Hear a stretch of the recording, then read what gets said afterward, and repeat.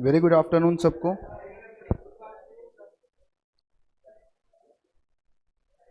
तो last class में मैंने आपको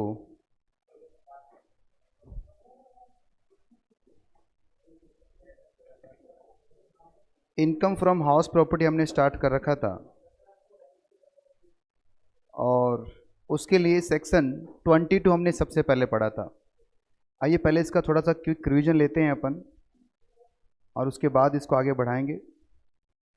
सबसे पहला पॉइंट क्या था? सेक्शन 22 इसका चार्जिंग सेक्शन है और ये सेक्शन क्या बोलता है कि आपको सबसे पहले एनुअल वैल्यू फाइंड आउट करनी पड़ेगी और एनुअल वैल्यू सेक्शन 23 में लिखी गई है।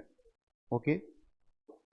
दूसरा बोला कि सर जो एनुअल वैल्यू आप निकाल रहे हैं वो एक बिल्डिंग होनी चाहिए या बिल्डिंग के साथ में कनेक्टेड कोई लैंड होनी चाहिए और उस लैंड के आप क्या होने चाहिए? ऑनर होने चाहिए। तभी वो रेंट आपका कहाँ टैक्सेबल होगा? इनकम फ्रॉम हाउस प्रॉपर्टी में टैक्सेबल हो जाएगा। पर इसके भी एक्सेप्शन है, मतलब ये जो दो पॉइंट है ये पीजीवीपी में टैक्सेबल होंगे। अगर आप जिस बिल्डिंग में बिजनेस कर रहे हैं, खुद बिजनेस कर रहे हैं एज ए ऑनर, उस बिल्डिंग अगर आपको रेंट मिल रहा है तो वो पीजीवीपी हेड में जाएगा। और दूसरा अगर आपका बिजनेस ही क्या लेटिंग आउट द प्रॉपर्टी, तो भी उसकी इनकम कहाँ जाएगी? पीजीवीपी में जाएगी। कंडीशन चार्जेबिलिटी की क्या थी? सबसे पहले बता रखा है कि सर प्रॉपर्टी का मतलब बिल्डिंग है या बिल्डिंग के साथ में लगी हुई भूमि। तो बिल्डिंग कोई भी हो सकती है, कमर्शियल हो सकती है, रेजिडेंशियल हो सकती है आपकी, या कोई गोडाउन हो सकता है, या कोई शॉप हो सकता है, कैसा भी प्रमाइसिस हो सकता है आपका। ये लैंड कनेक्टेड टू बिल्डिंग का मतलब हो गया गार्डन हो गया, कोई गैरेज वगैरह हो गया, ये सब इसमें आ जाएगा। वैकेंट लैंड को आप इनकम फ्रॉम अदर सोर्सेज या फिर पीजीओपी की इनकम बनाएंगे, वो कभी भी हाउस प्रॉपर्टी की इनकम में नहीं आती। एसएससी बिल्डिंग का ऑनर होना चाहिए। सबसे पहली बात क्या है? ऑनर वो होता है जो राइट टू रिसीव्ड रखता है रेंट को। जिसके पास राइट टू रिसीव्ड रेंट है उसे हम ऑनर कह देंगे।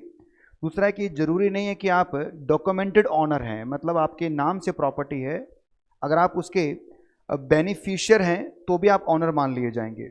लीज होल्ड फ्री होल्ड दोनों ही ऑनरशिप में आता है। और डीम्ड ऑनर जो सेक्शन 27 में पढ़ेंगे हम, वो भी इसमें कवर हो जाएगा। फिर हमने पढ़ा ये भी कोई ज़रूरी नहीं है कि जिस लैंड पे ये बिल्डिंग खड़ी है वो लैंड के भी ऑनर आप हों, आप केवल बिल्डिंग के ऑनर हैं तो भी सफिशिएंट है ऑनरशिप के लिए। फिर हमने इसमें नेक्स्ट में देखा कि जिस साल प्रॉपर्टी पर रेंट आपको मिल रहा है उसी साल प्रॉपर्टी आपके पास, आप उसके ऑनर होने चाहिए। अगर असेसमेंट ईयर में आप ऑनर हैं या नहीं है उससे फ़र्क नहीं पड़ने वाला। और सबसे लास्ट में अगर प्रॉपर्टी डिस्प्यूट का है तो कोर्ट ने परमिशन दे रखा है इनकम टैक्स डिपार्टमेंट को कि दोनों में से किसी भी एक ऑनर का आप टैक्सेबल कर सकते हैं। फिर यूज ऑफ प्रॉपर्टी बता रखा है कि साहब अगर आप प्रॉपर्टी को यूज करते हो अपने खुद के बिजनेस के लिए या आपका बिजनेस ही क्या है प्रॉपर्टी को लेटिंग आउट करने का, तो उस केस में क्या होगा बच्चों? उस केस में ये जो भी अमाउंट आपका रहेगा, जो रेंट आपको मिल रहा है, वो पीजीपी हेड में टैक्सेबल हो जाएगा। और प्रॉपर्टी स्टॉक इन ट्रेड है। अगर कोई प्रॉपर्टी आपके पास स्टॉक इन ट्रेड के अंदर है, मतलब कि आप एक बिल्डर हैं और ये प्रॉपर्टी आपके पास स्टॉक इन ट्रेड में है, तो 2 साल तक इसका एनएवी क्या रहेगा? नील रहेगा। आफ्टर 2 ईयर क्या हो जाएगा बच्चों? ये deem to be let out property मान ली जाएगी। Deem to be let out का कैसे वैल्यूएशन होता है वो हम आगे देखेंगे अभी जाके। फिर कंपोजिट रेंट अभी होल्ड करना है आपको इसके बारे में। फिर हमने पढ़ा कि अगर प्रॉपर्टी आपकी इंडिया के बाहर सिचुएटेड है तो यदि आप आरओआर हैं तो आपके हाथ में टैक्सेबल हो जाएगी। पर यदि वो रेंट इंडिया में मिल रहा है तो वो इंडियन इनकम बन जाएगी। फिर तो आप चाहे आरओआर हो, चाहे एनआर हो, चाहे आरएनओआर हो, उससे फर्क नहीं पड़ने वाला।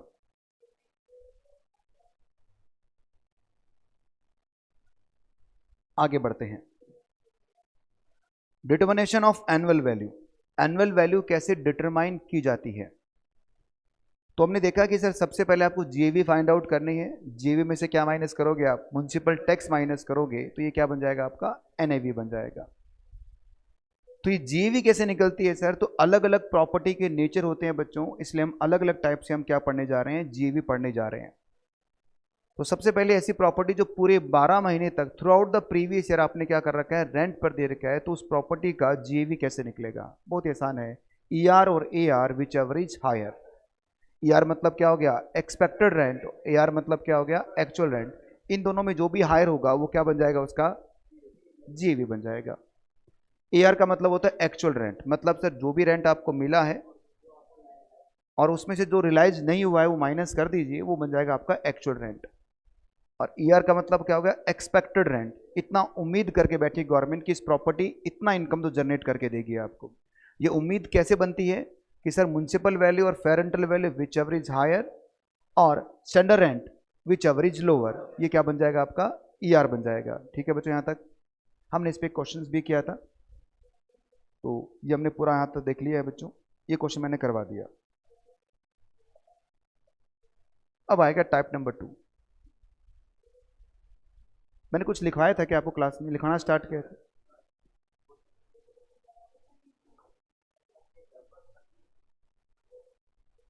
Good afternoon Madhav. जय श्री कृष्णा। अच्छा आज तो कृष्ण जन्माष्टमी है भाई, हरे कृष्णा बच्चों।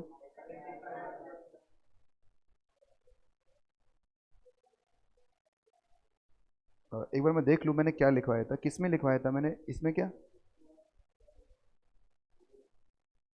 ये था क्या?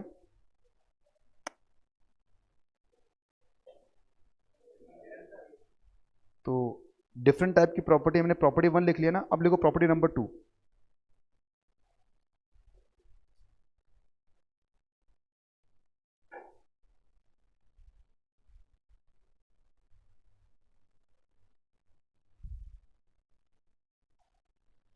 वेयर ए प्रॉपर्टी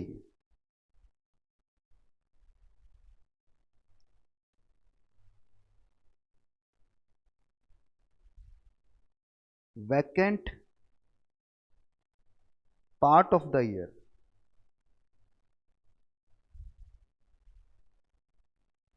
तो इसका मतलब क्या हो गया बच्चों? इस प्रॉपर्टी 2 का मतलब है कि एलओपी प्लस वैकेंसी। अगर एक प्रॉपर्टी आपने लेट आउट कर रखी है और वो कुछ पीरियड के लिए क्या रह गई है? खाली रह गई है। फॉर एग्जाम्पल कि मेरे पास एक प्रॉपर्टी है जो मैंने रेंट पर दी थी मेरे एक टेनेंट को, किराएदार को। टेनेंट ने 8 महीने बाद प्रॉपर्टी खाली कर दी।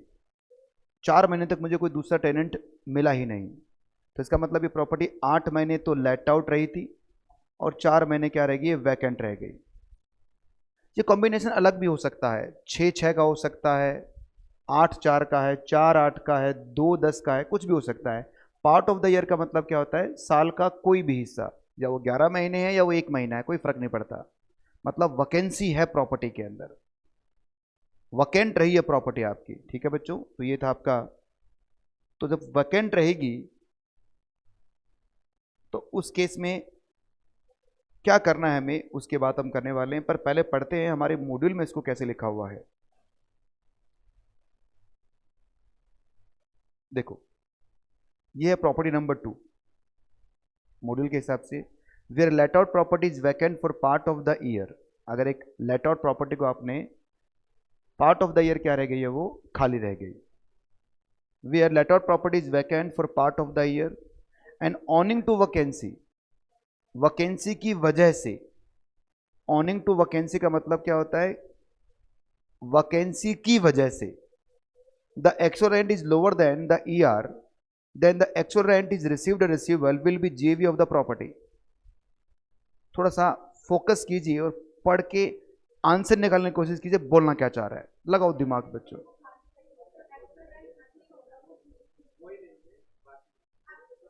एक मिनट एक मिनट, एक बार बेटा फिर से पढ़ो, आप गलत पढ़ रहे हो, आराम से पढ़िए।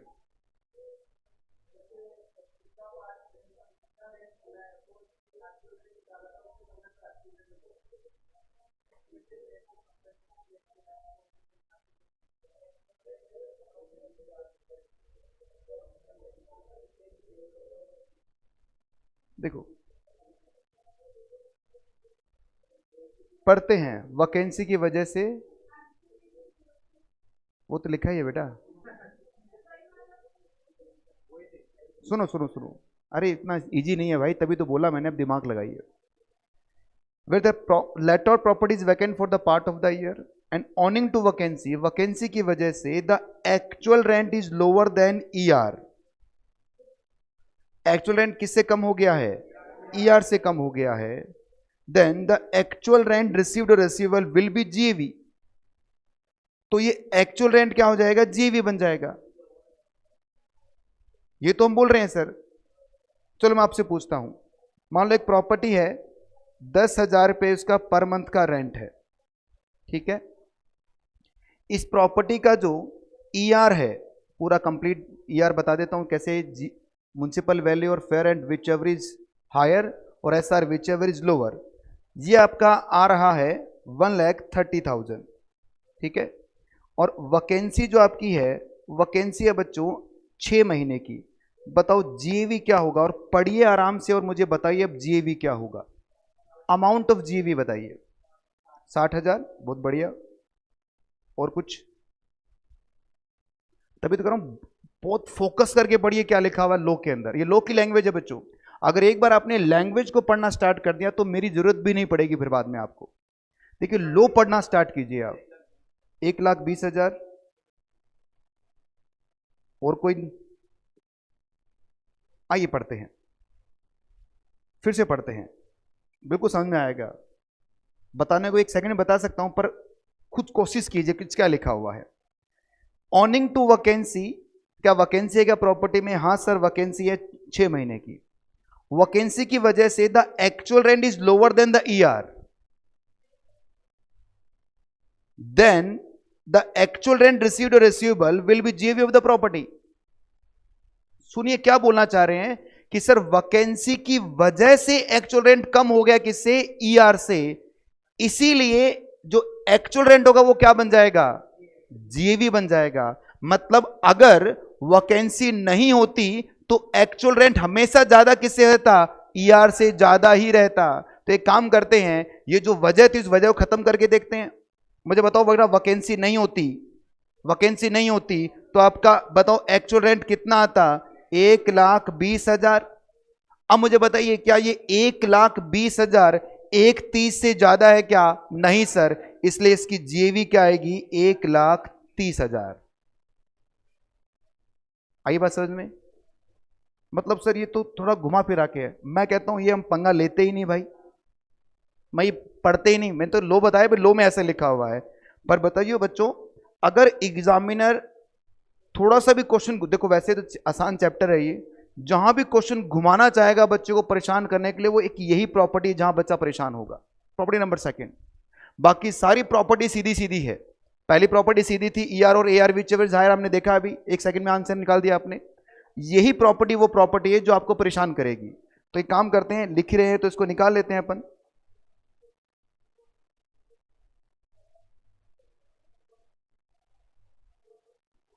लिखो, प्रॉपर्टी नंबर 2 जब आपका आएगा तो आपको 2 फॉर्मूले अप्लाई करने हैं, ठीक है ना। और ये जो फॉर्मूले मैंने आपको बना के मैं आपको दे रहा हूं, बस मैंने आपको रीजन समझा दिया कि होता क्या है। अब वो रीजन समझ में आ गया तो बहुत बढ़िया बात है बच्चों, नहीं समझ में आया तो भाड़ में गया। अब आप इसको याद कर लीजिए, कभी गलती नहीं करोगे, कभी गलती, कितना भी घुमा दे एग्जामिनर क्वेश्चन, ऊपर नीचे कुछ भी कर दे, बस ये 2 लाइन का फॉर्मूला लगा देना, आंसर आपका परफेक्टली आ जाएगा। फॉर्मूला क्या है? 2 फॉर्मूले बच्चों। पहला फॉर्मूला लिखेंगे आप, एक तरफ लिखेंगे ई आर, स्पेस छोड़ेंगे, फिर लिखेंगे A R plus V R. यहां पर एब्रीवेशन अगर बताऊं आपको मैं, ई आर का मतलब एक्सपेक्टेड रेंट है, ए आर का मतलब एक्चुअल रेंट है, वी आर का मतलब वैकेंसी पीरियड रेंट है, ठीक है ना। तो बाकी तो पता ही है आपको एब्रीवेशन के अंदर। ई आर का मतलब आपको पता है बेटा एक्सपेक्टेड रेंट, ए आर का मतलब पता है आपको एक्चुअल रेंट, और वीआर का मतलब है वैकेंसी पीरियड रेंट।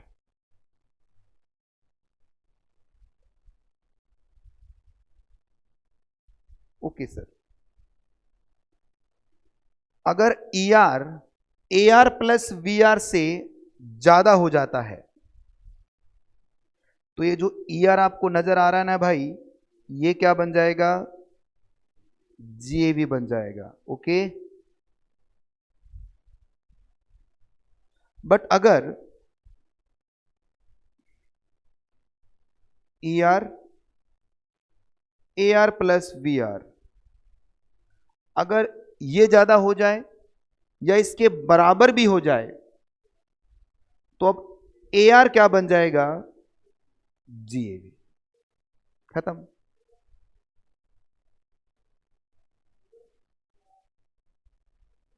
और याद रखना, एआर का मतलब होता है इसमें से अनरिलाइज रेंट माइनस हो जाता है। अनरिलाइज रेंट क्या होता है? इसमें से माइनस होता है।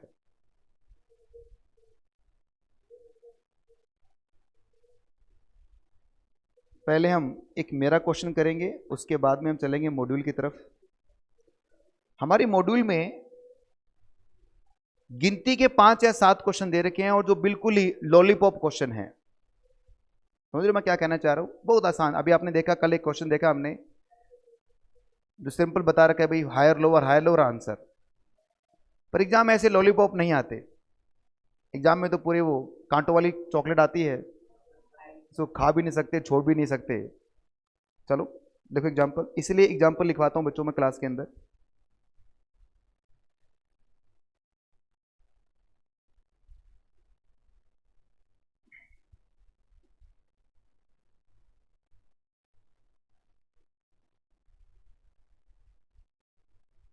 चार प्रॉपर्टी कर लेते हैं।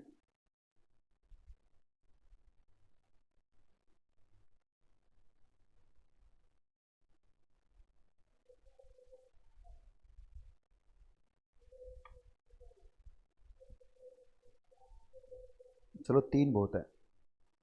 हाउस नंबर 1, हाउस नंबर 2,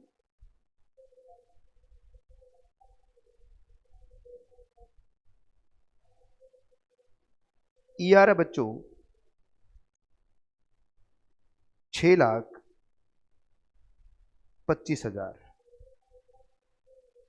5,75,000 और 2,30,000।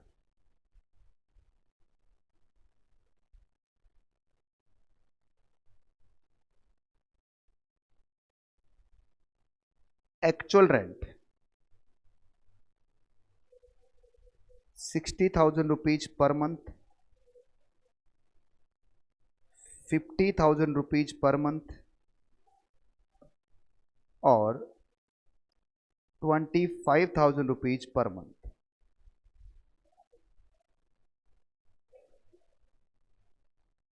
Number of vacancy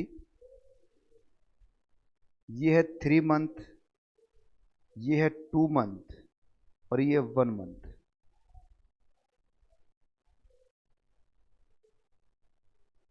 unrealised rent 1 month, 2 month और 2 मंथ।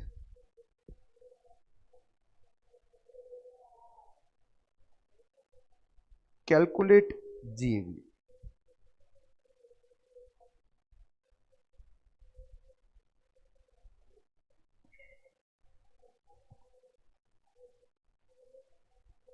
आपके फर्स्ट फॉर्मूले के बारे में तो लिखा ही नहीं है बुक में।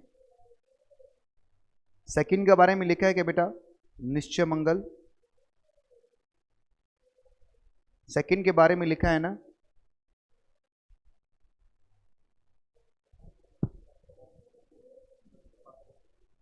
नहीं, सेकंड फॉर्मूला तो लिखा हुआ है ना। फर्स्ट मेरी तरफ से देख लीजिए, फीस भी तो पे कर रहे हो आप, कुछ तो हमारी तरफ से भी ले लो। ठीक है भाई, इतना सारा फीस पे कर रहे हो आप, सारा कुछ किताब के पढ़ा देंगे तो ये तो घर पे ही पढ़ लोगे आप। यहाँ क्या कर रहे हो? करें स्टार्ट। चलिए भाई, पहला मैं करूंगा, बाकी दो आप करके मुझे दिखाएंगे। सॉरी सॉल्यूशन लिखना था।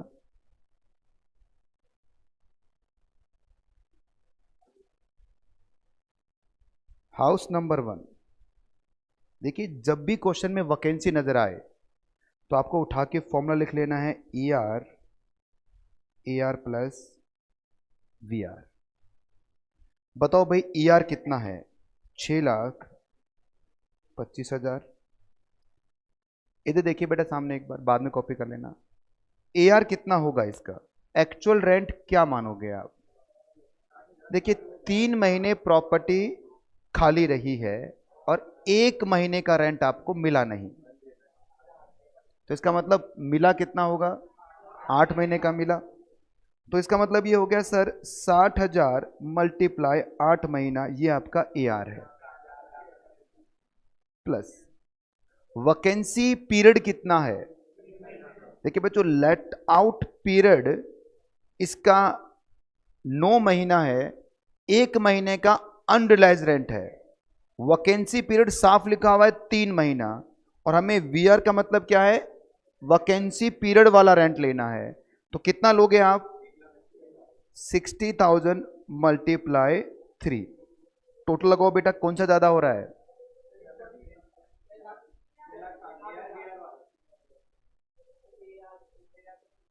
इसका मतलब ये जो आपको दिख रहा है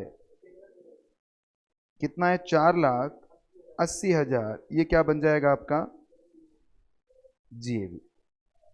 और अगर हम उस लाइन को जो हमारे मॉड्यूल में लिखी हुई है उसको फिर से पढ़ें तो ये तो लिखा हुआ owing to vacancy actual rent is lower than क्या, ER, then actual rent is क्या बन जाएगा आपका GAV। यही तो हो रहा है देखो, ओनिंग टू वैकेंसी, वैकेंसी की वजह से एक्चुअल रेंट आपका ER से कम हो रहा है। देखो ना, एक्चुअल रेंट 480 है और ER कितना है, 625 है। तो अब AR ही क्या बन जाएगा आपका GAV बन जाएगा। पर ये वैकेंसी की वजह से होना चाहिए, अगर वैकेंसी नहीं है तो उस केस में क्या करना पड़ेगा आपको, नॉर्मल केस हो जाएगा। इसीलिए हमने क्या किया, इसको एक बार जो वजह थी उसको खत्म करके चेक करवाया मैंने आपको, इसलिए 2 फॉर्मूले इसके बन के आ रहे हैं। हाउस नंबर 2 और हाउस नंबर 3 का आंसर बताइए।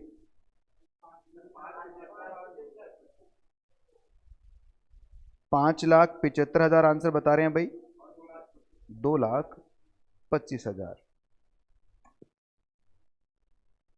चेक कर लीजिए बच्चों, सभी कीजिए, सब बच्चे पार्टिसिपेट करेंगे क्लास के अंदर। और देखिए अगर आप सीखने के मूड से मेरी क्लास में बैठे हैं, अभी तक तो लगभग हमें 15-20 दिन तो हो गए पढ़ते हुए मेरे से आपको, अगर आप सीखने के मूड से बैठे हैं तो आपको रोज मजा आएगा क्लास में, कुछ ना कुछ रोज सीख के जाओगे आप। यदि आप टाइम पास ही कर रहे हैं तो बेटा फिर तो मैं भी टाइम पास ही करूंगा फिर।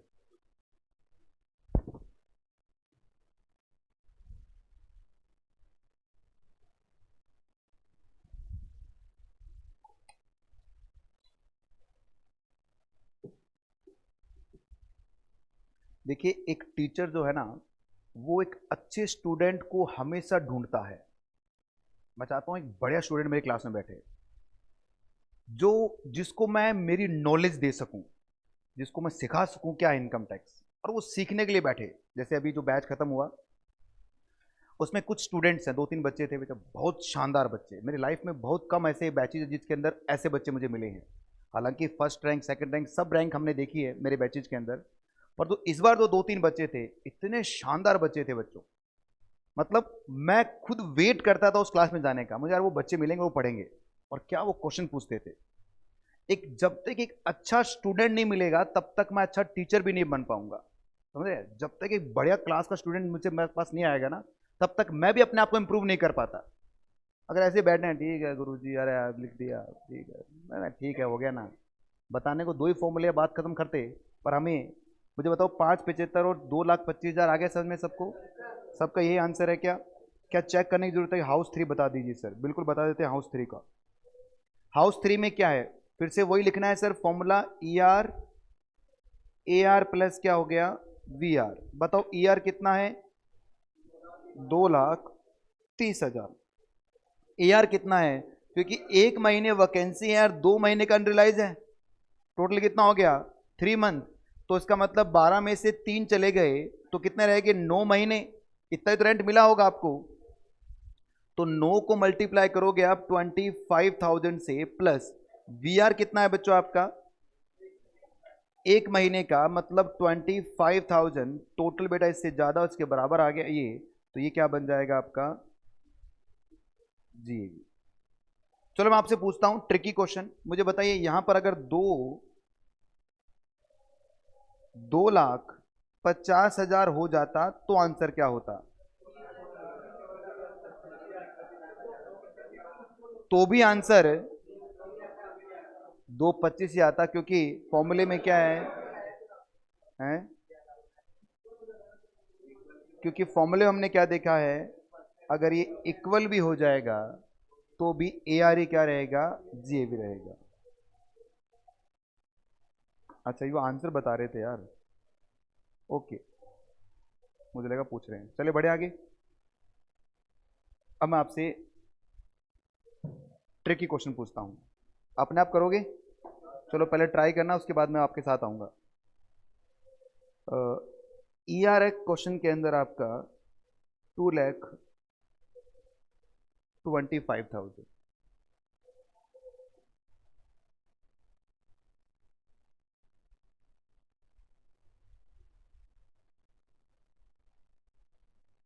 एक्चुअल एंड रिसीव्ड, आपको रेंट जो मिला है वो मिला है 1,80,000 का।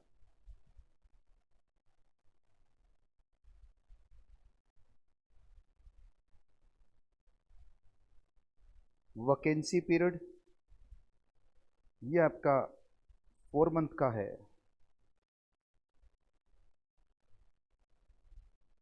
अनरिलाइज रेंट ये आपका 1 मंथ का है। कैलकुलेट जी।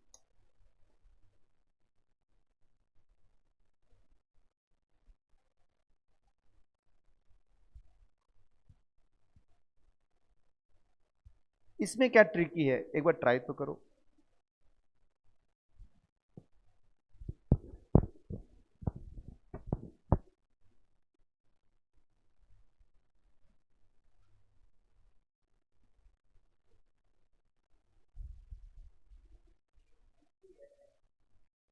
हाँ जीएवी एक अस्सी, आंसर दे, आंसर बता रहे हो क्या आप? जीएवी 1,80,000, नहीं बस दो है आपके सामने। हो सकता है आपका आंसर सही है, पर आपको सही तरीका बताऊंगा इस क्वेश्चन को करने का। 1,80 आ रहा है, हाँ भी पीछे क्या क्वेश्चन में, चलो स्टॉप राइटिंग है तो देखो अब, क्या इस क्वेश्चन के अंदर वैकेंसी है क्या? हाँ सर वैकेंसी है, जैसे ही वैकेंसी है मतलब अब क्या करना है मुझे, फॉर्मूला लिख देना है, E R A R plus V R, बात खत्म। ई आर दे ही रखा है कितना, 2,25,000 का, A R plus V R, A R कितना है बच्चों, एक्चुअल रेंट रिसीव्ड, साफ साफ बता रखा आपको 1,80,000। वी आर ये 4 महीने का है। अब मुझे बताओ बच्चों, एक्चुअल रेंट रिसीव्ड कितना हुआ आपका, 1,80,000। इसका मतलब ये हो गया 4 महीने प्रॉपर्टी खाली पड़ी थी, तो ये 8 महीने का, नहीं सर इसमें से 1 महीने का डूब गया, तो ये 1,80,000 7 महीने का है, तो 4 महीने का कितना होगा,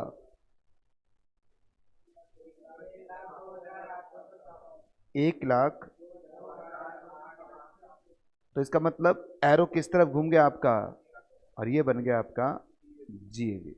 अगर आपने ऐसे ही सोच के क्वेश्चन किया है तो परफेक्टली सही किया है।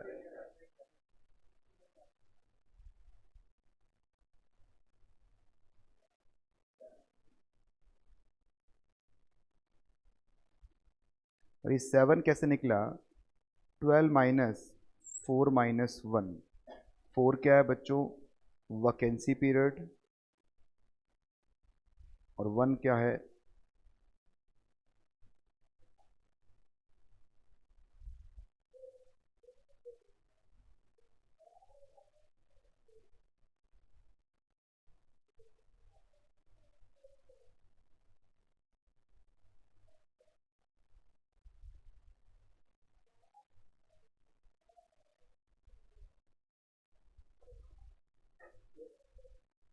हो गया?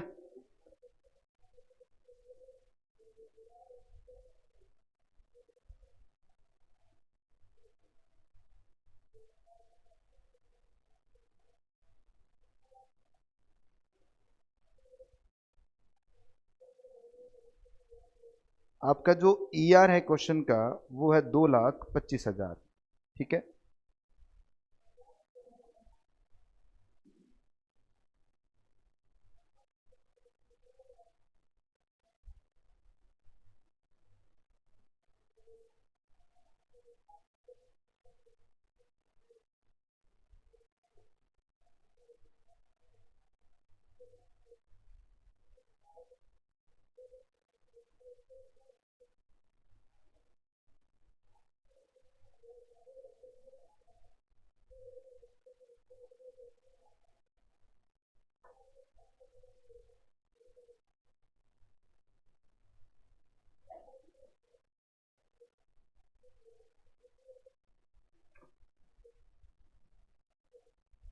वैकेंसी पीरियड 1 महीने का है, अनरिलाइज रेंट 4 महीने का है। फाइंड आउट करना आपको जीवी।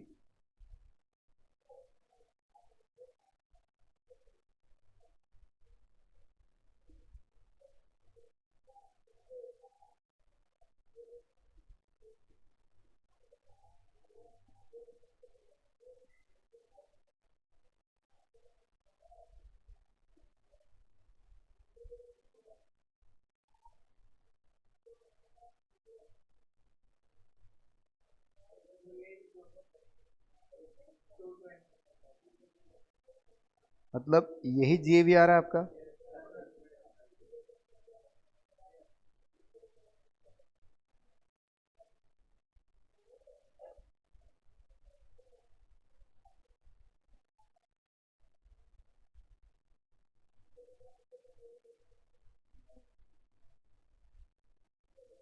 ईआर आपका 2,25,000 है।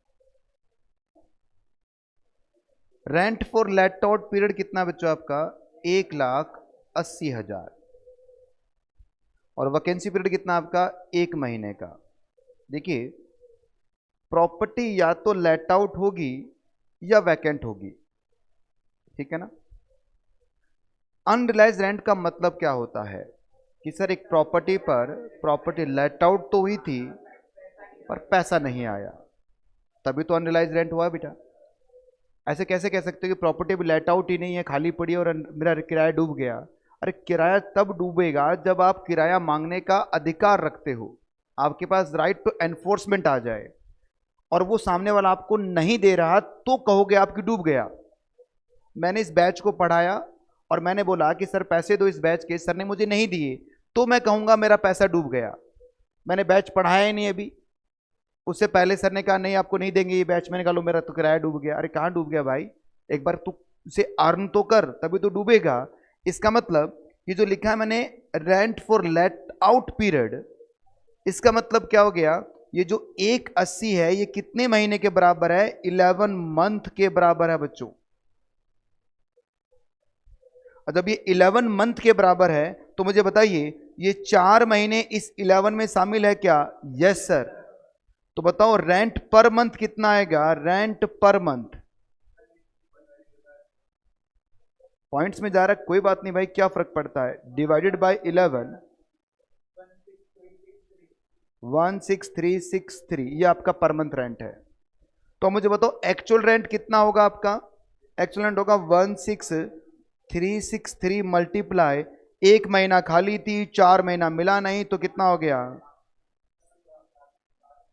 प्लस क्या करोगे? 16363 मल्टीप्लाई 1, तो ये एरो इस तरफ घूम गया, तो ये क्या बन गया आपका? जी। आई क्या बात समझ में? देखिए 1,80,000 जो है वो लेट आउट पीरियड का रेंट है। लेट आउट पीरियड मतलब जितने समय तक प्रॉपर्टी किराए पर लगी हुई है उसका रेंट कितना है? 1,80,000। जब प्रॉपर्टी किराए पर लगी हुई है और इसमें से मुझे 4 महीने का किराया नहीं मिला, तो इसका मतलब कितना मिला है किराया? क्योंकि प्रॉपर्टी खाली कितने महीने है? सिर्फ 1 महीने है। तो इसका मतलब प्रॉपर्टी किराए पर कितने महीने लगी हुई है? 11 महीने लगी हुई है। तो इस 11 महीने का टोटल रेंट बनता कितना है? 1,80। तो 1 महीने कितना आ गया? मिला कितना? 7 महीने का। तो मल्टीप्लाई 7 और 1।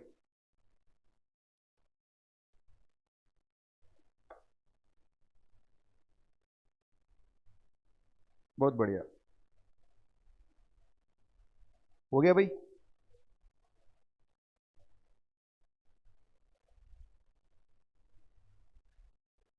देखिए वो जो क्वेश्चन मैंने आपको होमवर्क में दे रखे हैं वो तो है ही, वो तो कर ही रहे हो आप लोग, उम्मीद कर रहा हूँ आप लोग कर रहे होंगे घर पे बैठ के सैलरी के अलावा। पर अब कुछ एक दो क्वेश्चंस चलो मैं क्लास में करवाऊँ या फिर अपन, चलो क्लास में कर लेते हैं।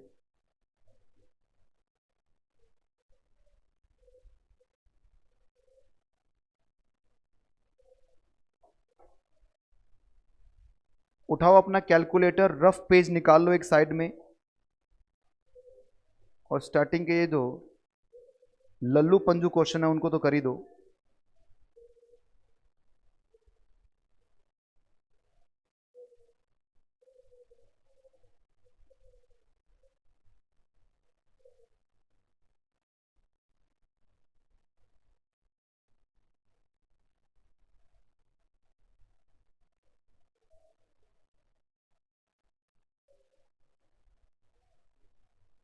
अरे कहाँ गए क्वेश्चन?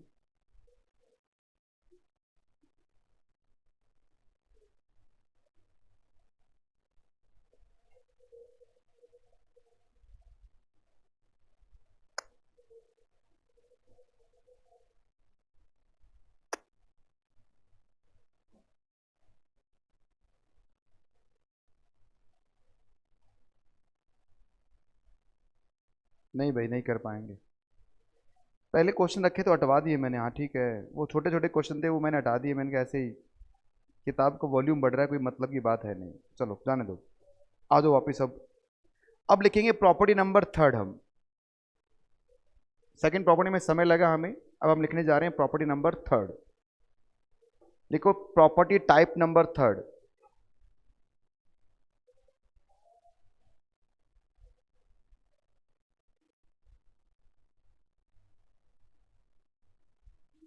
लिखना in case of self occupied property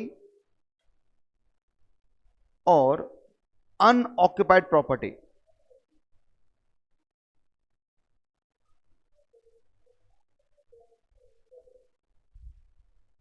in case of self occupied property और unoccupied property.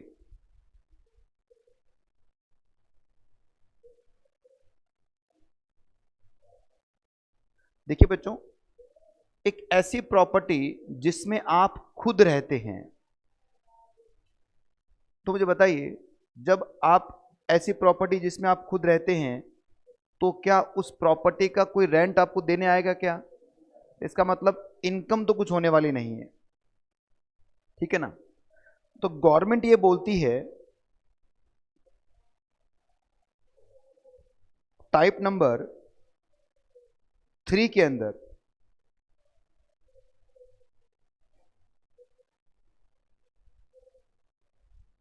Self occupied property SOP या अनऑक्यूपाइड प्रॉपर्टी, ऐसी प्रॉपर्टी दो प्रॉपर्टी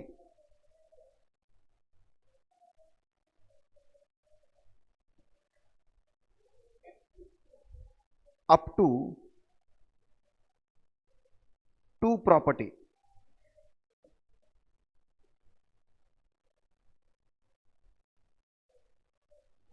एनएवी इज नील, ऐसी दो प्रॉपर्टी तक का एनएवी क्या होता है बच्चों, नील होता है।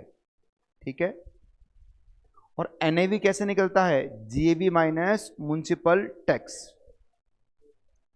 आपने सीधा ही एनएवी नील करवा दिया, और ऑब्वियस सी बात है प्रॉपर्टी में रेंट थोड़ी मिल रहा है, आप जिस घर में रहते हो आपको रेंट मिलता है क्या, कोई नहीं सर, तो आपका कोई वैल्यू तो नहीं है, तो नील है। पर हाँ, गवर्नमेंट का ये मानना है कि अगर आपके पास दो प्रॉपर्टी से ज्यादा है,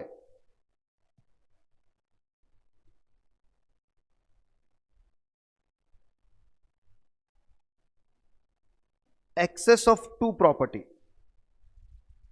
दो प्रॉपर्टी से बात होगा, और ये टू में मैं एनी बोल रहा हूं, तो ये प्रॉपर्टी नंबर,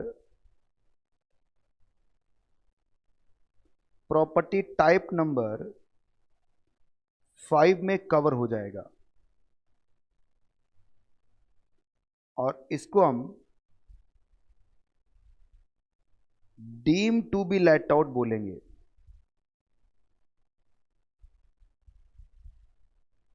ठीक है, कहने की बात यह कि अगर किसी पर्सन के पास दो सेल्फ ऑक्युपाइड प्रॉपर्टी है तो उसका एनएवी नील होता है, बस इतना ही है। अब मुझे बताओ, इसमें नोट पढ़ता हूं मैं पहला। सबसे पहला नोट मैंने ये बोला इसके अंदर कि सर एसओपी प्रॉपर्टी के लिए म्युनिसिपल टैक्स को आप कंसीडर नहीं करोगे। ऑब्वियस सी बात है, जब एनएवी नील है तो म्युनिसिपल टैक्स कहां से कंसीडर हो रहा है भाई, म्युनिसिपल टैक्स पे किया नहीं किया उससे फर्क नहीं पड़ेगा, क्योंकि उसका एनएवी क्या हो रहा है, नील हो रहा है। आई बात समझ में। दो के बाद तीसरी प्रॉपर्टी जो होगी वो टाइप नंबर 5 में चली जाएगी। ठीक है, और जो आपका ईआर वगैरह जो है उसको कंसिडर नहीं करोगे, तो ये सब चीजें कोई काम की ही नहीं बची बच्चों। मॉड्यूल में लिखा जरूर है इन सभी बातों को, पर ये कोई काम का नहीं बचा। क्यों नहीं बचा, क्योंकि साफ मैंने बोल दिया है कि सर कि आपका सीधा एनएवी ही क्या हो जाएगा, नील, तो उससे ऊपर की जितनी भी सारी बातें हैं वो कंसिडर होंगी नहीं। फिर म्युनिसिपल वैल्यू हो गया, फेयर रेंटल वैल्यू हो गया, स्टैंडर्ड रेंट है, ये है फलाना ढिमकाना, सब कुछ खत्म हो जाता है, क्योंकि आपका एनएवी क्या हो चुका है, नील हो चुका है। और बात भी सही है कि अगर एक प्रॉपर्टी जिसमें आप खुद रहते हैं तो उसमें कोई रेंट तो आपको मिलता नहीं, तो इनकम फ्रॉम हाउस प्रॉपर्टी का क्वेश्चन ही नहीं उठता। पर हाँ, अगर आपके पास दो से ज्यादा प्रॉपर्टी है तो आप एक अमीर आदमी हैं, और अमीर आदमी से टैक्स गवर्नमेंट लेना चाहेगी। कैसे लगेगा हम आगे देखेंगे, ये प्रॉपर्टी नंबर 5 में हम देख लेंगे। आई बात समझ में। पहले आप थोड़ा सा मॉड्यूल के लैंग्वेज को पढ़ लेते हैं। Where the property is self-occupied for the own residence or unoccupied throughout the previous year, is the annual value will be nil, provided the no other benefit of derived from the such property from such property। कि अगर कोई property जिसमें आप खुद रहते हैं या ऐसी प्रॉपर्टी जिसमें आप खुद रहना चाहते थे पर नहीं रह पाए किसी वजह से भी, उसे बोलते हैं अनऑक्युपाइड प्रॉपर्टी।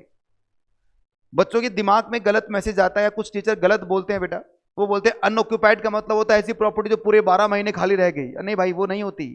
अनऑक्युपाइड का मतलब होता है वो प्रॉपर्टी जो आप अपने रहने के लिए यूज करने वाले थे पर किसी वजह से नहीं रह पाए आप, उसे बोलते हैं unoccupied property.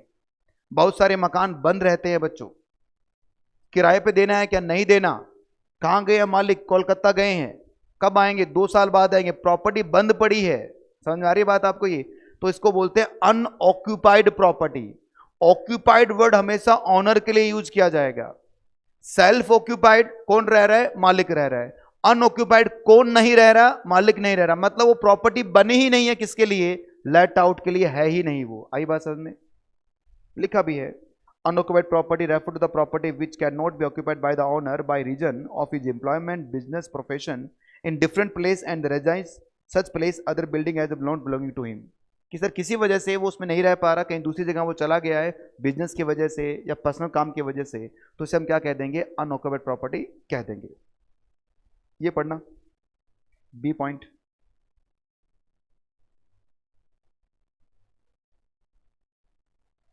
The benefit of nil annual value is available only for the up to two self occupied property और unoccupied properties, that is either one house property और टू हाउस प्रॉपर्टीज। दो प्रॉपर्टी तक क्या रहेगा, नील रहेगा। सी पढ़ के देखो, ये भी सी है भाई, ये डी हो जाएगा फिर, ठीक है ना, दो सी नहीं है, सी पढ़िए।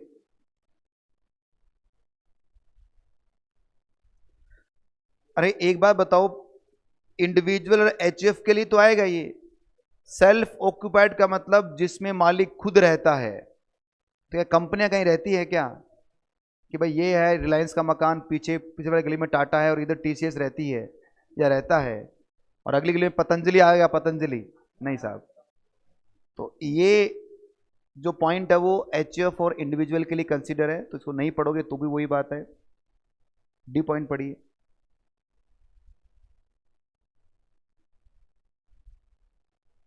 No deduction for municipal tax allowed in respect of such properties as annual value means the determined after reduction of municipal taxes। Municipal tax को आप इग्नोर करके चलोगे, क्यों करोगे? क्योंकि बेटा उसका एनएवी क्या हो रहा है, नील हो रहा है, इसलिए म्युनिसिपल टैक्स क्या हो जाएगा आपका, इग्नोर हो जाएगा। देखिए ये जो आधा पेज बनाया है और हमने क्या कर दिया, इसको बस एक लाइन में खत्म कर दिया और साथ में दूसरी प्रॉपर्टी को भी कवर कर दिया है, ये नोट्स बन जाता है। ठीक है, लिखना है यहां पर एक नोट में छोटा सा, म्युनिसिपल टैक्स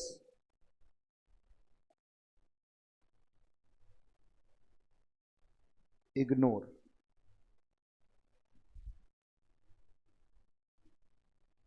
ऐसे लिखने की जरूरत नहीं थी, फिर भी याद रहना चाहिए भाई आपको, एनएवी म्युनिसिपल टैक्स के बाद ही माइनस होती है। ठीक है, अब बढ़ रहे हैं हम प्रॉपर्टी नंबर 4 पर बच्चों। और प्रॉपर्टी नंबर 4 जो आपकी है,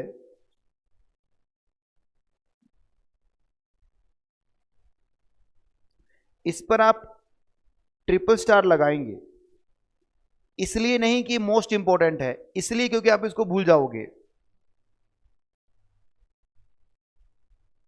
कंफर्म आप जब मैं आपको होमवर्क में क्वेश्चन करने के लिए दूंगा तो कंफर्म आप इस प्रॉपर्टी को भूल जाओगे। मैं हर क्लास में ये बात बोलता भी हूं और हर क्लास में बच्चे भूल भी जाते हैं, फिर भी ट्रिपल स्टार लगा रहा हूं भाई। ये प्रॉपर्टी कौन सी प्रॉपर्टी है? वो प्रॉपर्टी जो कुछ समय के लिए तो खाली रही है, सॉरी कुछ समय के लिए रेंट आउट हुई है और कुछ समय आप सेल्फ ऑक्यूपाइड करके बैठे हैं। लिखो where a house property is let out for part of the year, where a house property let out for the part of the year and self occupied for the part of the year।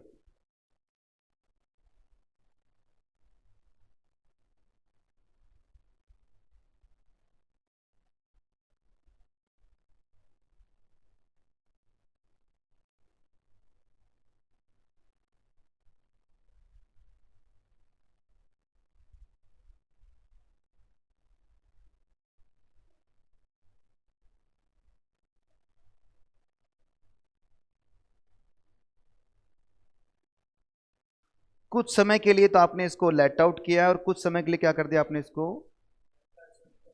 तो इसका मतलब ये combination किसका बन के आ रहा है, SOP plus LOP. Sorry LOP क्या होता है, लेट आउट प्रॉपर्टी, एसओपी क्या होता है, self occupied property.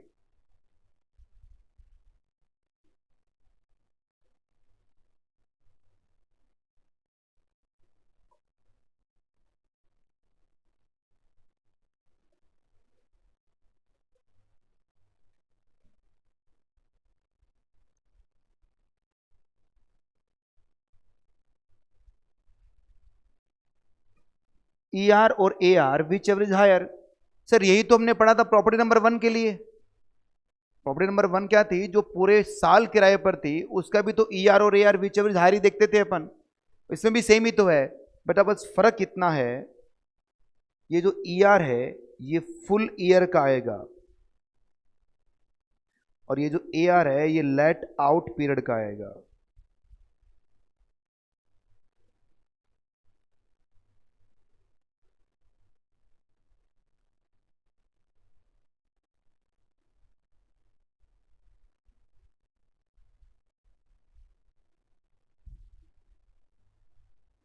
Late out period after unrealised rent if any, अगर कोई अंडरलाइज रेंट है वो माइनस हो जाएगा, ये फुल ईयर के लिए, और ये क्या है, लेट आउट पीरियड के लिए।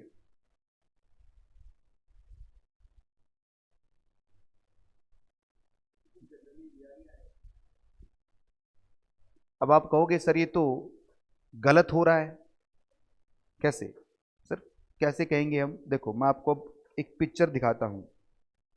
देखो सोचो इस क्वेश्चन को कि एक मिस्टर एक्स है, ठीक है, उनके पास एक हाउस प्रॉपर्टी है जिसको लेट आउट किया है, लेट आउट फॉर 2 मंथ। जो रेंट था बच्चों वो था 20,000 rupees per month. After 2 month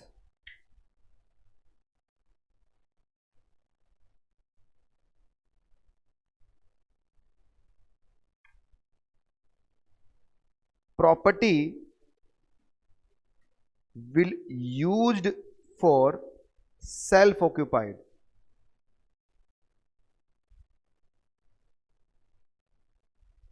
ER of property, property का जो ईआर है वो है 2 लाख रुपीज का। Calculate GAV. प्रैक्टिकली सोचिए बच्चों, एक मिस्टर एक्स नाम का बंदा है जिसने अपने मकान को 2 महीने के लिए किराए पर दिया। 20,000 रुपये महीने का उसके पास किराया भी आया, 40,000 का उससे किराया मिला। 2 महीने बाद उसने अपने किराएदार से खाली करवा लिया मकान और उसमें खुद आके बैठ गया, मतलब खुद रहने लग गया।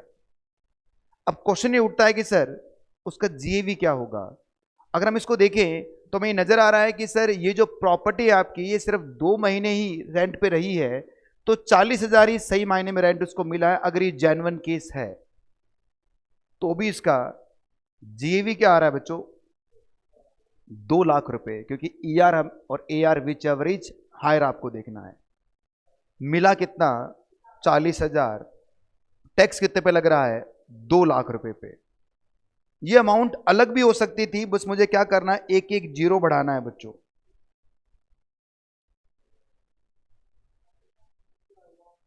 अब मिला कितना, 4 लाख। टैक्स कितने पे लग रहा है, 20 लाख रुपए पे। एक जीरो, मतलब समझ गए ना आप, एक जीरो और बढ़ाऊंगा तो अमाउंट और बड़ी हो जाएगी। सर ये तो गलत है। सही मायने में किराएदार को रेंट कितना मिला है बेचारे को, 4 लाख का ही मिला है, वो क्यों देगा 20 लाख पर टैक्स। और ये बात कहीं ना कहीं हजम नहीं होती, इसी वजह से इस पे ट्रिपल स्टार लगाया ऊपर मैंने। जहां स्टूडेंट पढ़ाई करता है, जहां दिमाग लगाता है, वो यहां पर आके फंसता है। जो बिल्कुल दिमाग नहीं लगाते, जो सिर्फ स्टीरियोटाइप चलते हैं कि सर ने बता दिया 2 फॉर्मूले हैं आंसर खत्म, तो उनको तकलीफ नहीं होगी इन क्वेश्चनों में। तकलीफ किसे होगी, जो अपना दिमाग लगा रहा है। वो कह रहा है कि यार सही में देखा जाए तो प्रॉपर्टी का रेंट मिला कितना है, 4 लाख ही है, हम 20 पे क्यों टैक्स देंगे। ना ही लेट आउट हुई है, सॉरी ना ही आपकी वैकेंट हुई है प्रॉपर्टी, ना ही कोई रेंट डूबा है उसका, तो क्या अपने ही मकान में खुद रहेंगे तो क्या इसकी इतनी बड़ी पेनल्टी देनी पड़ेगी। हाँ, लो ऐसा ही बना हुआ है, लो ये ऐसा ही बना हुआ है। गवर्नमेंट कह रही है कि देख भाई, अगर तुझे 2 लाख मतलब 4 लाख पे टैक्स पे करना है ना, तो पूरे 10 महीने तक प्रॉपर्टी को वैकेंट छोड़ दे। टैक्स कितने पे लगेगा, 4 पे ही लगेगा, चेक कर लो चाहे 4 पे लगे, क्योंकि फॉर्मूला लग जाएगा। और फॉर्मूला क्या बोलता है, ईआर और AR which average, sorry ER VR plus. तो क्या करोगे आप, पूरे 12 महीने का रेंट कंपेयर करोगे और वो कितना हो जाएगा। इसीलिए इसीलिए जो आपको नजर आ रहा है बच्चों, ये लो ऐसा ही बना हुआ है। तो अब आप इसका आंसर भी ऐसे ही लिख दीजिए। अब बताओ सॉल्यूशन में जीएवी कितना आएगा।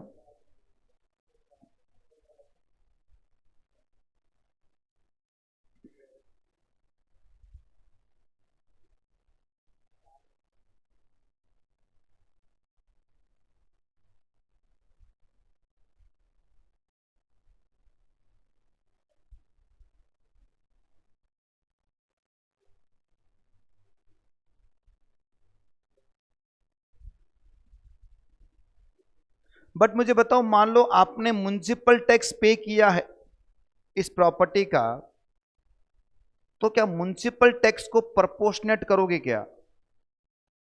लगाओ अपना दिमाग। मान लो इस क्वेश्चन में लिख देता मैं कि म्युनिसिपल टैक्स पे हुआ है आपका कितने का, 40,000 रुपये का, फॉर प्रीवियस ईयर 20 to 23, पूरे साल का 40,000 का म्युनिसिपल टैक्स पे हुआ है। तो आपको एनएवी बताना है। अब एनएवी कितना आएगा, तो जेवी तो आ गया आपका 2 लाख, इसमें से क्या कम करोगे आप? Municipal tax. बताओ क्या पूरा 40 माइनस होगा क्या? यस सर, क्योंकि आपने प्रॉपर्टी को किससे कंपेयर किया? पूरे साल से तो कंपेयर कर लिया। अरे आई क्या बात समझ में? इसलिए क्या करोगे, इसमें से आप पूरे 40 मतलब पूरे साल का म्युनिसिपल टैक्स माइनस कर दोगे, जो बचेगा 1,60,000, ये क्या बनेगा आपका? एनएवी।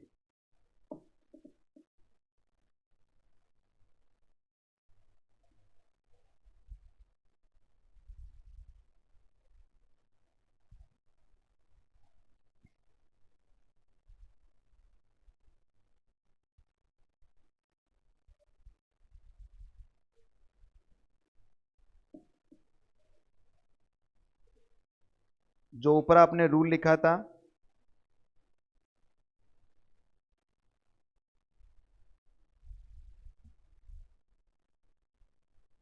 वहां नोट करके लिख लेना, municipal tax deduct full year. पूरे साल का म्युनिसिपल टैक्स डिडक्ट होगा।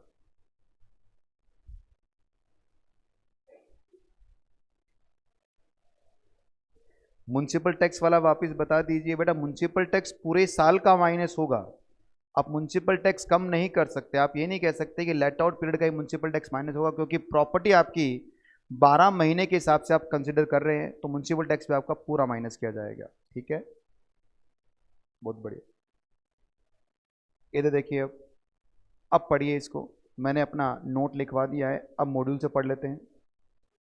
Where a house property is let out for the part of the year and the self-occupied for the part of the year.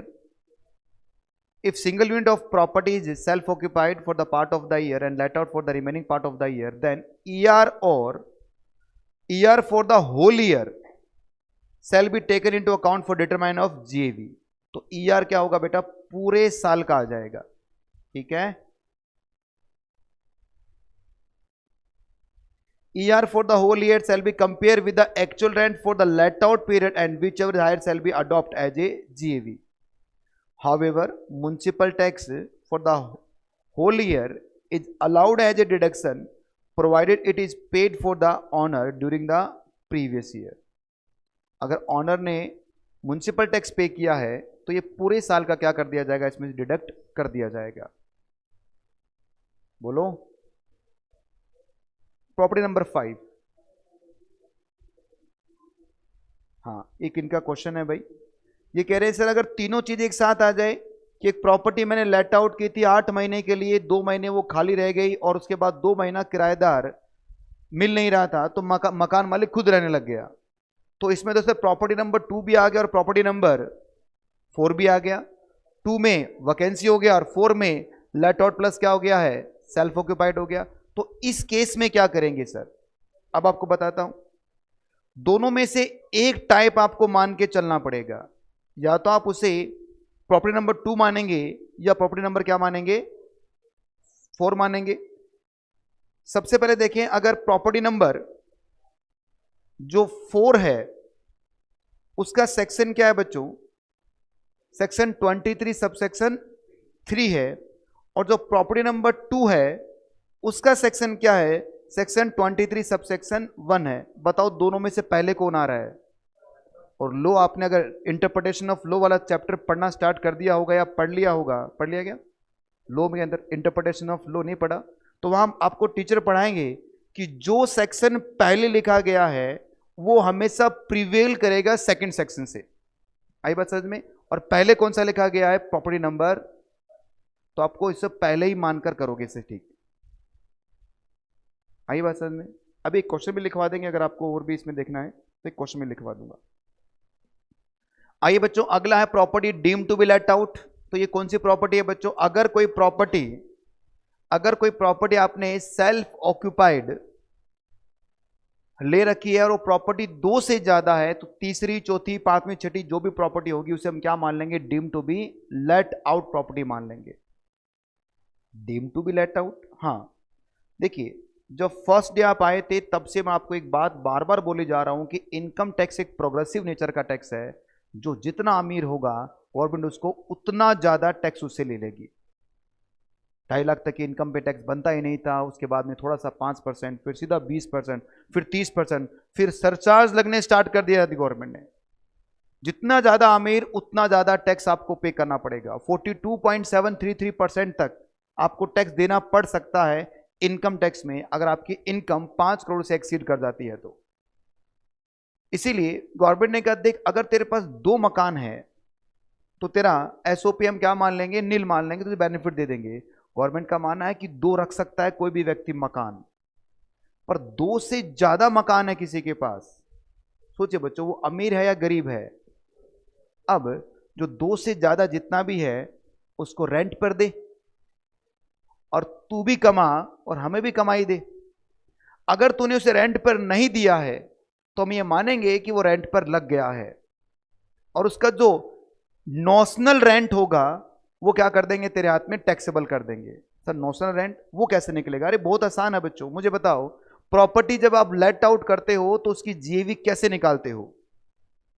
ER और AR, which average.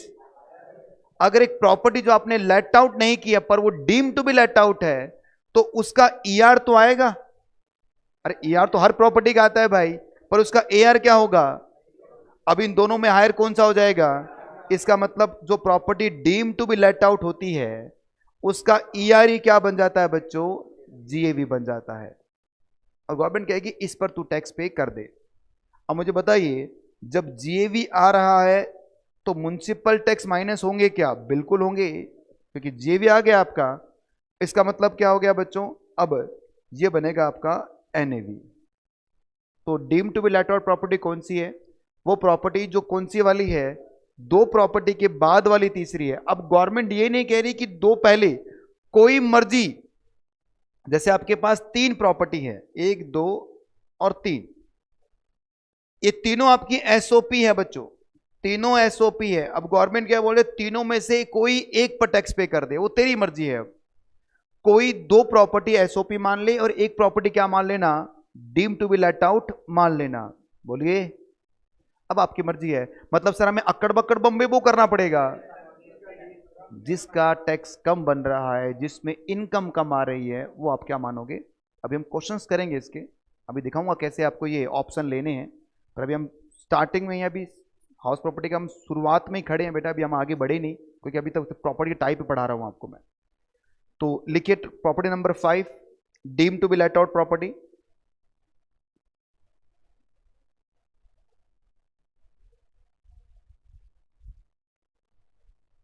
देखिए बेटा, कभी भी खाली जमीन हाउस प्रॉपर्टी में आती ही नहीं है। कल मैंने पूरी कहानियां सुनाई थी आपको। खाली जमीन कभी हाउस प्रॉपर्टी में नहीं आती मेरे भाई। तो उसके पास 3 खाली जमीन हो या 300 खाली जमीन हो, उससे कोई फर्क नहीं पड़ता। हाँ, अगर उन 300 खाली जमीन पर आपने 300 मकान बना लिए हैं तो 298 मकान deem to be let out मान लिए जाएंगे। क्वेश्चन आपका ये होना चाहिए कि सर मान लो एक पर्सन है जिसने 5 मंजिल का मकान बना लिया और पांचों में वो खुद रहता है। मुकेश अंबानी साहब का नाम सबने सुना होगा। एंटीला 62, पता नहीं 65, ऐसे जितना भी, मुझे एग्जैक्टली नहीं पता कितना है, 62 ही है क्या? 62 मंजिलें, मतलब फ्लोर्स बने हुए हैं उसमें। तो क्या मुकेश अंबानी साहब के 2 फ्लोर के बाद में तो 60 floor deem to be let out है क्या? नहीं साहब, यहां ऐसा नहीं है। ये कह रहे हैं सिर्फ हाउस होना चाहिए।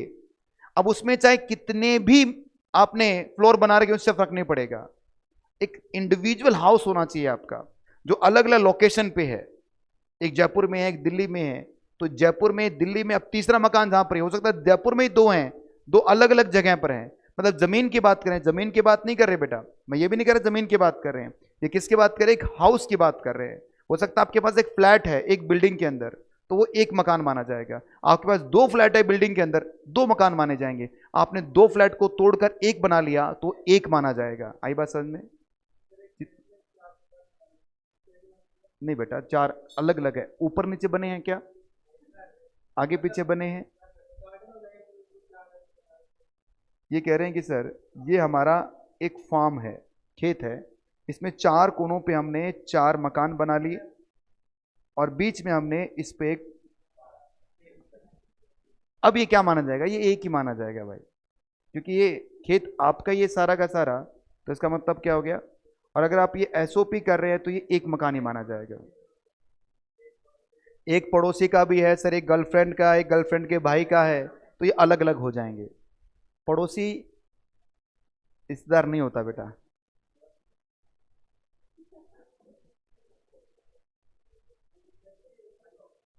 हाँ जी, थोड़ा जोर से बोलोगे। एक मकान है बेटा उसका, वो एंटेला एक मान के चल रहे हैं, एक ही मकान है वो।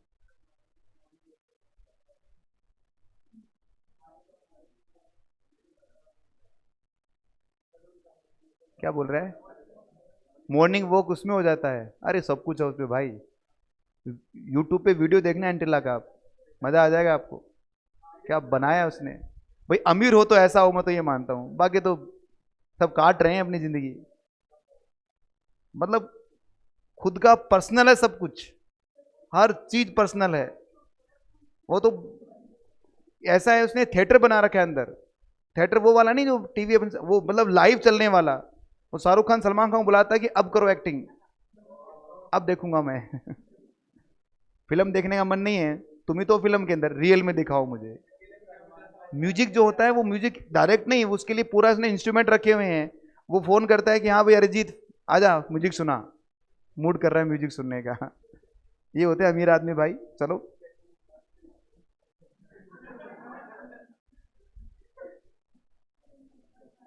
एक से एक महान हस्तियां इस क्लास में बैठी है। बड़ा बड़ी याद आ रही है कटरीना की तेरे को। पता है शादी होगी उसकी अब, विक्की कौशल है उसका हस्बैंड। और उसमें जोश बहुत है, हाउस द जोश है वो, मारेगा बहुत पकड़ के। देखो, in case of deem to be let out property, समझ गए तो लिखो बेटा, in case of deem to be let out property. और ये पहला पॉइंट पूरा ही लिख देना भाई। Where the SSC on more than two properties for self occupation, then the income from any two properties at the option of the SSC shall be computed under the self-acquired property category and their annual value will be nil। ये काट देना और इसके आगे ये start करोगे आप, the other self occupied या unoccupied property shall be treated deemed to be let out property। पूरा लिखना आपको, ये पूरा छाप दो ऐसा कैसा, इसमें कोई शॉर्टकट नहीं है। कहने की बात क्या है, दो प्रॉपर्टीज तक तो क्या रहेगा, एसओपी रहेगा। आफ्टर टू प्रॉपर्टीज क्या बन जाएगा, वो डीएलओपी बन जाएगा, मतलब deem to be let out.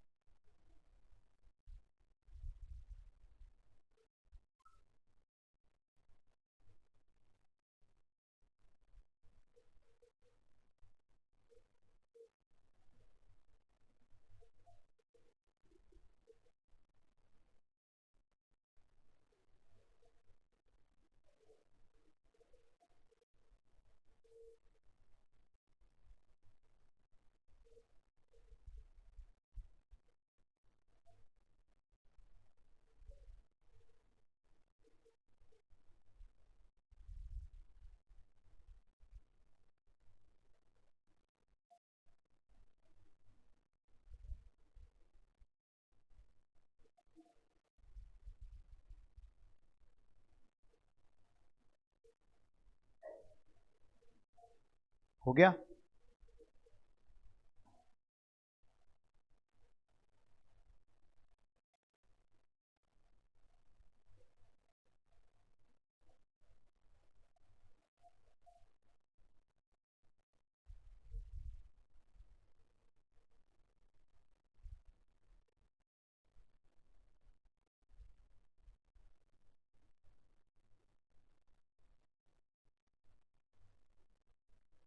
Where the SSC on more than two properties for self occupation, then the income from any two properties at the option of the SSC shall be computed under the self occupied property and their annual value will be nil।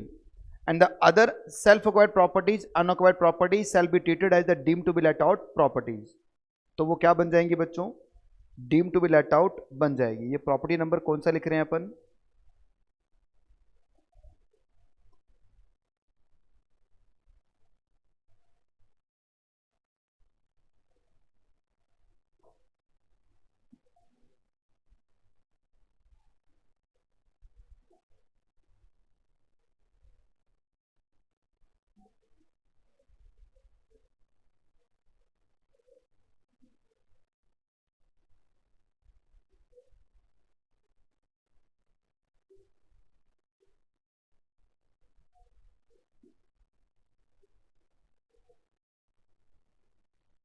इसको प्यार से हम डीएलओपी बोलते हैं बच्चों,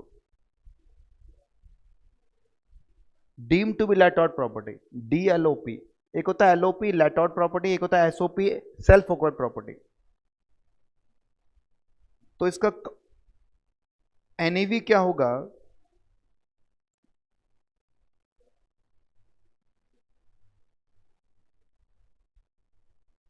सबसे पहले इसका जो जीवी है बेटा वो क्या होगा आपका ईआर, फिर उसमें से क्या कम करोगे आप, म्युनिसिपल टैक्स, ये माइनस हो जाएगा बच्चों, वो भी पूरे साल का. ये जो बचेगा ये क्या बनेगा आपका एनएवी. जीएवी इक्वल टू हमेशा क्या रहेगा आपका ईआर रहेगा, उसमें से म्युनिसिपल टैक्स आपने जो पेड किया during the previous year minus कर दीजिए, जो बचेगा वो क्या बन जाएगा एनएवी बन जाएगा. बस इतनी सी बात है. इस क्वेश्चन के अंदर या इस प्रॉपर्टी के अंदर कभी भी आपको रेंट नहीं दिया जाएगा, तभी तो deem to be let out बोला गया है. डीम टू का मतलब क्या होता है बच्चों, है नहीं पर ये माना जाएगा ये है, उसे बोलते डीम टू बी. रियल में वैसा नहीं है पर गवर्नमेंट उसको वो डीमिंग फिक्शन लगा रही है, मान रही है कि वैसा ही होना चाहिए. रियल में कोई रेंट पे नहीं है, प्रॉपर्टी आपकी खुद की है, आप उसमें खुद रहते हैं, सेल्फ एक्वायर्ड प्रॉपर्टी आपकी, पर गवर्नमेंट कह रही है हम ये इसको सेल्फ एक्वायर्ड नहीं मान रहे, हम उसको deem to be let out मान रहे हैं, क्योंकि लेट आउट तो आपने किया नहीं है तो हम इसे डीम टू बी करेंगे, और डीम टू बी करेंगे तो जो ईआर होगा वो क्या बन जाएगा जीएवी बन जाएगा. ठीक है बच्चों, इसमें से क्या माइनस कर दोगे आप म्युनिसिपल टैक्स. देखिए बच्चों जब जब आपका जीएवी पॉजिटिव होगा या जीएवी आएगा तब तब म्युनिसिपल टैक्स माइनस होंगे. म्युनिसिपल टैक्स सिर्फ एक केस में माइनस नहीं होंगे, एसओपी प्रॉपर्टी के अंदर. जब प्रॉपर्टी आपकी एसओपी है तभी माइनस नहीं होगा, अदरवाइज हमेशा म्युनिसिपल टैक्स क्या होगा माइनस किया जाएगा. ओके, काम की बात तो इतनी सी थी. बाकी देखो हमारे 1 2 3 4 5 6 2 पॉइंट हमने पढ़ लिए ना, अब बाकी ये 4 पॉइंट हमें और पढ़ने हैं. पढ़ते हैं पॉइंट नंबर सी क्या बोलता है. This option can be change year after in manner of the beneficial to SSC. ये जो ऑप्शन है आपके पास, आज आपने प्रॉपर्टी नंबर 1 को deem to be let out माना है, हो सकता है अगले साल आप प्रॉपर्टी नंबर 2 को deem to be let out मान लो आप. मतलब ये ऑप्शन है आपके पास, आप हर साल इसको क्या कर सकते हो चेंज कर सकते हो. In case of deem to be let out property ER will be क्या होगा जीएवी, ऑब्वियस सी बात है. The question of the considering the actual and received receivable does not arise. क्यों अराइज नहीं होता बेटा, क्योंकि प्रॉपर्टी लेट आउट तो है ही नहीं ना. No adjustment of necessary for account of property remaining the vacant for unrealised rent. ना तो वैकेंट होता है वो, ना अनलाइज रेंट है, तो एडजस्टमेंट का क्वेश्चन ही नहीं उठता. क्यों नहीं उठता, क्योंकि रेंट तो है ही नहीं बेटा, खुद रहते हो उस मकान में. और म्युनिसिपल टैक्स है वो क्या करोगे आप, फुली अलाउड कर दोगे by owner during the previous year in respect of the deemed to be let out property can be claimed as a deduction. इसके बाद में जो लास्ट प्रॉपर्टी है हमारी, सेकंड लास्ट प्रॉपर्टी, मैंने आपको कल एक पॉइंट पढ़ाया था, डीएलएफ का एक सुप्रीम कोर्ट का केस सुनाया था कि बिल्डर के पास जो स्टॉक इन ट्रेड में प्रॉपर्टीज रखी होती है उसके लिए उसे 2 साल का समय दिया है गवर्नमेंट ने कि 2 साल के अंदर बेच दे. नहीं बेचेगा तो उसे हम क्या बना देंगे deem to be let out. तो ये प्रॉपर्टी नंबर 6 जो आपकी वो भी क्या है बच्चों deem to be let out है. आफ्टर 2 ईयर ये प्रॉपर्टी क्या बन जाएगी deem to be let out बन जाएगी. देखो in case of house property held as stock in trade, in case of house property held as stock in trade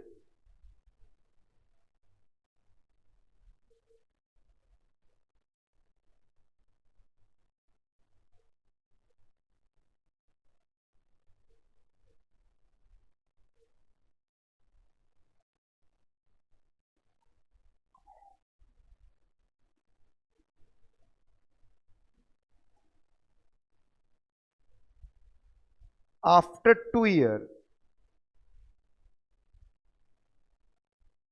the property जो stock in trade में है to be consider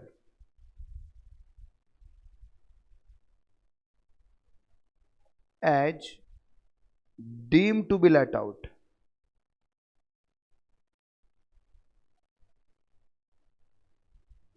दो साल के, अच्छा दिख नहीं रहा क्या? ये दिख तो रहा है ना?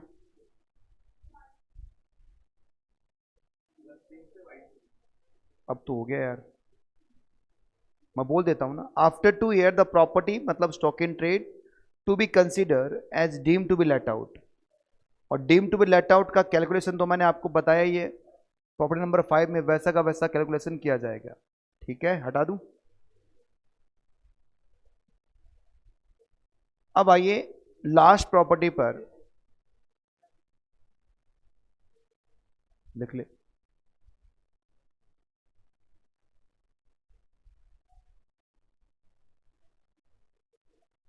अब आइए बच्चों लास्ट प्रॉपर्टी पर, तो प्रॉपर्टी नंबर 7 है आपकी। उसके लिए क्या लिखा हुआ है? इन case of house property A portion late out और ए पोर्शन सेल्फ ऑक्यूपाइड, कि एक हाउस प्रॉपर्टी का एक हिस्सा आपने लेट आउट कर रखा है और एक हिस्सा क्या कर रखा आपने? Self occupied. लिख लिया?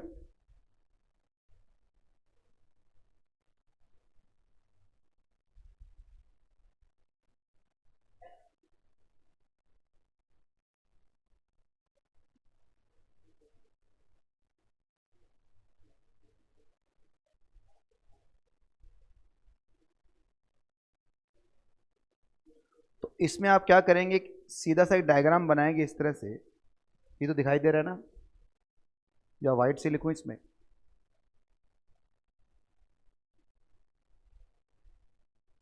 ठीक है, एक हिस्सा क्या कर दिया आपने? एसओपी है, और एक हिस्सा क्या है? एलओपी। ये एक प्रॉपर्टी है बेटा, ये एक वन प्रॉपर्टी है। जो आपका एसओपी है टू बी ट्रीट या treated as SOP type number 3। Type number 3 में क्या था? एनएवी क्या हो जाएगा उसका? नील हो जाएगा। और जो आपका एलओपी है to be treated as LOP type number 1, 2 और 4।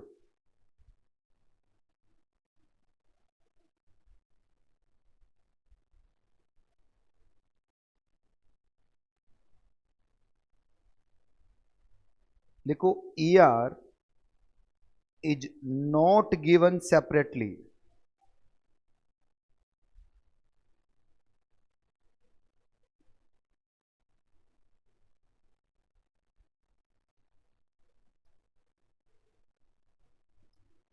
shall be apportioned, इसमें बांटोगे आप between LOP and SOP portion. अगर आपको ईआर सेपरेटली नहीं दे रखा है, अलग अलग प्रॉपर्टी का मतलब बता दिया जाए कि सर जो एलओपी वाला हिस्सा है उसका ईआर इतना है और एसओपी वाला हिस्सा उसका ईआर इतना है, ऐसा अलग नहीं दे रखा, मतलब पूरी प्रॉपर्टी का आपको ईआर दे रखा है, तो उसे क्या करोगे आप? प्रपोर्शनेट कर लोगे, बांट लोगे। और किस रेशो में बांटोगे बेटा आप? एलओपी और एसओपी का जो पोर्शन है, अगर वो बिल्डिंग्स है, एक बिल्डिंग में 6 फ्लैट्स हैं, जो आपकी पूरी बिल्डिंग है जिसमें 2 में आप रहते हैं, 4 को आपने रेंट पे दे रखा है, तो 2 में बांट दीजिए आप।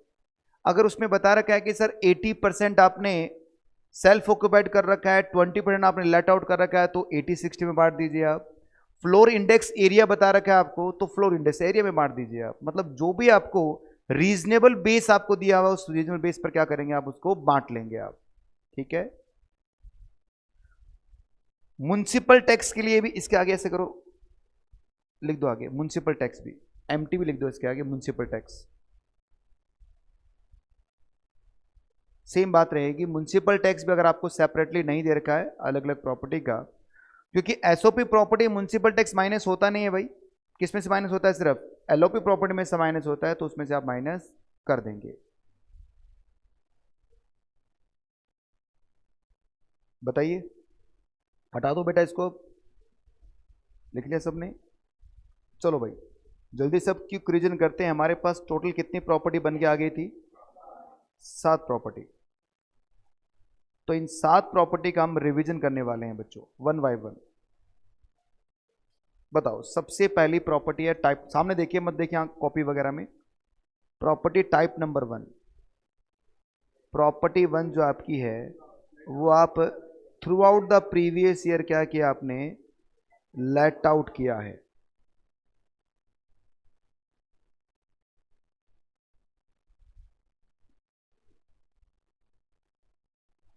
Through out the previous year आपने लेट आउट किया है बच्चों, तो इसका जीएवी कैसे निकलेगा, ईआर और AR which average higher. Sir ये ईआर कैसे निकलता है, म्युनिसिपल वैल्यू और fair rent which average higher, और standard rent which average lower. ठीक है, जो ईआर होता है उसमें एक्चुअल रेंट रिसीव्ड रिसीवेबल क्या कर दोगे, उसमें से माइनस कर दोगे आपका अनरिलाइज रेंट। प्रॉपर्टी नंबर 2 बताओ कौन सी थी, एलओपी प्लस वैकेंसी। फॉर्मूला लगा देना है भाई, ए आर प्लस, अगर एरो इधर घूम गया और यदि एरो आपका इधर घूम गया है, ठीक है, हेलो, हम्म हम्म,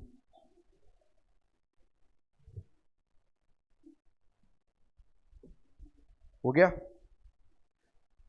बाकी कहानी तो पता ही है आप लोगों को। इसके बाद कौन सा आएगा बच्चों, हमारा प्रॉपर्टी नंबर 3, एसओपी कितनी बच्चों, up to 2 properties,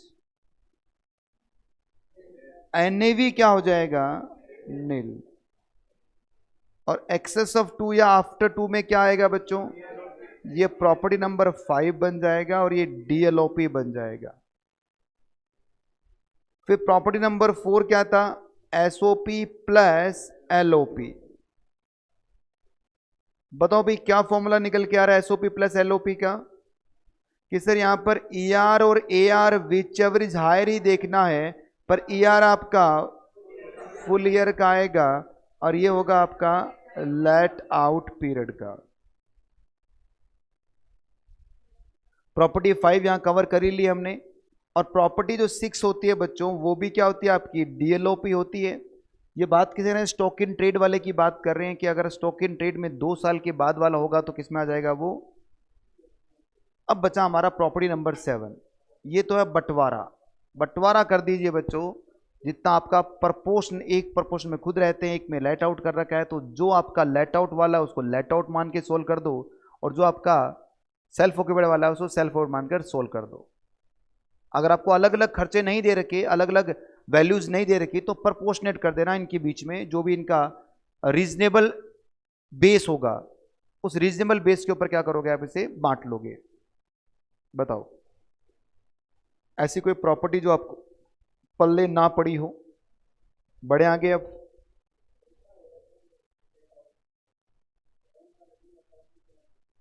let out कितना सोल्व कर देंगे, अगर 1 मतलब पूरे साल लेट आउट है तो 1 की तरह सोल्व कर देना, अगर उसमें वैकेंसी है तो 2 की तरह सोल्व कर देना, अगर कुछ पीरियड में आप खुद रहने लगे तो प्रॉपर्टी नंबर 4 की तरह सोल्व कर देना। तो ये तो है नहीं एक साथ सभी घुसेंगे, इनमें से कोई एक ही तो आएगा, जो भी आएगा उसकी तरह उसको देख लेना आप। ठीक है, नॉशनल इनकम, हाँ, ये तो इंटरप्रिटेशन ऑफ लॉ है भाई। मतलब वैसे नॉर्मली पहला चैप्टर ही वो पढ़ाया जाता है भाई, हमने तो ये पढ़ा था, पर हो सकता है आपके सिलेबस में आगे पीछे हो कहीं पर, इसलिए नहीं है। इंटरप्रिटेशन ऑफ लॉ मतलब लॉ पढ़ने से पहले तो आपके फाउंडेशन में भी तो लॉ थी ना, तो उसमें भी नहीं पढ़ाएगा आपको ये चैप्टर इंटरप्रिटेशन ऑफ लॉ। चलो, नहीं मतलब ये नॉर्मली क्या होता है, लॉ पढ़ने से पहले आपको कुछ बेसिक चीजें पता होनी चाहिए। क्योंकि जब आप कोई लॉ पढ़ना स्टार्ट करते हैं, जैसे अब जब मैंने सीए कंप्लीट किया था उसके बाद में जीएसटी आया बच्चों, फिर मैंने जीएसटी भी पढ़ा, अपने आप पढ़ा, मुझे कोई पढ़ाने थोड़ी आया था जीएसटी, हमने खुद पढ़ा। तो फिर मुझे कैसे समझ में आ गया, अब जैसे फाइनेंस एक्ट 22 में आपको पढ़ा रहा हूँ, तो जो बिल आया मैंने खुद ने पढ़ा, मुझे समझ में आ गया क्या लिखा हुआ है। मुझे कैसे समझ में आ गया, क्योंकि मुझे इंटरप्रिटेशन ऑफ लॉ आता है कि किस तरह से इसको पढ़ना है, लॉ कैसे पढ़ा जाता है, क्या इसके बेसिक रूल्स रहते हैं, उसे बोलते हैं इंटरप्रिटेशन ऑफ लॉ। ये पढ़ेगा आप, आएगा सिलेबस में, कर लेना आप। अब अगले जो टॉपिक है हमारा, उसका नाम आप जानिए बच्चों, notional income instead of real income. Sir मतलब एक बात बताओ बच्चों, ये कहना चाह रहे हैं कि सर जो रियल इनकम है उस पे टैक्स नहीं लग रहा, नॉशनल इनकम पे टैक्स लग रहा है। मतलब जो आपके जेब में आया है उस पे टैक्स न देकर किसी दूसरे अमाउंट पे टैक्स पे कर रहे हैं। ये कब कब होता होगा मुझे बताइए। एक प्रॉपर्टी जो आपने पूरे साल किराए पर दी है, एक प्रॉपर्टी जो आपने पूरे साल किराए पर दी है बच्चों, ठीक है, और उस प्रॉपर्टी का जो ईआर आ रहा है वो आ रहा है 5 लाख, और आपका जो रेंट है एक्चुअल रेंट वो आ रहा है 3 लाख, तो बताओ आपका जीएवी क्या होगा। नॉशनल इनकम पे टैक्स लग रहा है बच्चों, रियल इनकम पे टैक्स नहीं लग रहा। एक केस और बताओ, दूसरा केस कब होता है ऐसा। क्या कर रहे हो यार, और एक ही बढ़ाए और बताओ। अरे वो ईआर एआर वाला फॉर्मूला, जब क्या हो जाए आपका ईआर ज्यादा हो जाए तो ये भी तो नॉशनल पे टैक्स लग रहा है। अच्छा अच्छा सर, इसका मतलब जब जब ईआर पे टैक्स लगेगा वो नॉशनल इनकम का टैक्स माना जाएगा। आई बात समझ में, जब जब ईआर पे टैक्स लगेगा वो क्या बनेगा। अब पढ़ दो उस पूरे पैराग्राफ को, जिन बच्चों के पास इसका प्रिंट आउट है वो लिख लो यहां पर हिंदी में, जब जब ईआर पे टैक्स लगेगा तो उसे हम नॉशनल इनकम कह देंगे, बात खत्म। और ये वही है और कुछ और नया नहीं है। Under this head of income, there are the circumstances where the national income is charged to tax instead of real income. पहला पढ़िए, where the SSC own more than 2 house properties for the purpose of self occupation, the annual value of any 2 of those properties at the option of the SSC will be nil, and the other properties deemed to be let out, and income has to be computed on the notional basis by taking the expected and DJ जीवी। क्या बोल गए बेटा ये,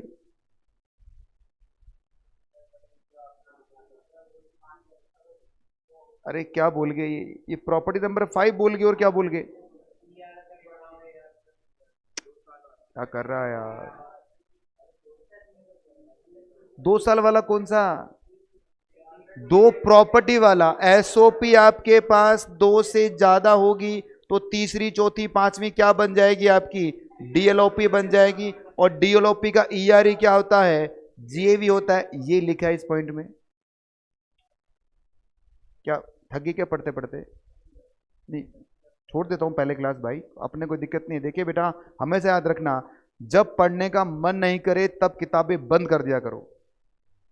मैंने अपने साथ यही किया है, किताब खोल के बैठे हो, ध्यान कहीं और है, मोबाइल में देख रहे मैसेज आया नहीं आया, क्या मतलब ऐसे पढ़ाई का, समय भी खराब हो रहा है, पढ़ाई भी नहीं हो रही। घर वाले अलग से टेंशन लेके बैठे, बच्चा पढ़ाई कर रहा है कमरे में बैठ के, अब पढ़ाई कर रहा हो तो वही जाने क्या कर रहा है।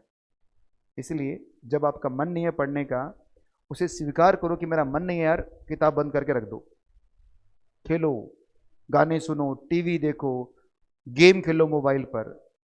पढ़ने का मन नहीं है तो किताब के सामने झूठ मूठ का मत बैठो, क्योंकि मेरा ये मानना है कि आप लाइफ में सबको धोखा दे सकते हो, अपने आप को नहीं दे सकते। आप अपने आप को तो जानते हो ना आप क्या हो। जिस दिन आपने ये देख लिया कि सर नहीं अब मन नहीं है पढ़ने का, किताब बंद करो। जैसे इस क्लास में बैठे हो आप, आपको लग रहा है कि नहीं यार मन नहीं कर रहा पढ़ने का, तो उठ के बाहर चले जाओ। मैं मना नहीं करूंगा बेटा, कभी मना नहीं करता मैं। जिसको भी उठ के बाहर जाना है, जिसके भी साथ जाना है, अगर वो मना नहीं करे या करे तो जाओ, मुझे कोई तकलीफ नहीं है। मुझे तो क्लास में बस एक दो बच्चे बैठे, मैं उनको ही पढ़ा लूंगा बेटा। और ऐसे भी नहीं क्योंकि मैं नाराज हूँ और उठ बहुत चला गया, जा भाई बढ़िया है, मैं तो खुश होऊंगा कि बच्चे का मन नहीं था इसलिए बाहर चला गया, आ जाएगा। अरे कौन सा कोई कुंभ का मेला है, हर 6 महीने में टाइम आते हैं, लग जाएंगे दो चार, क्या फर्क पड़ रहा है। पर लाइफ भी तो जरूरी है, जीना भी तो है।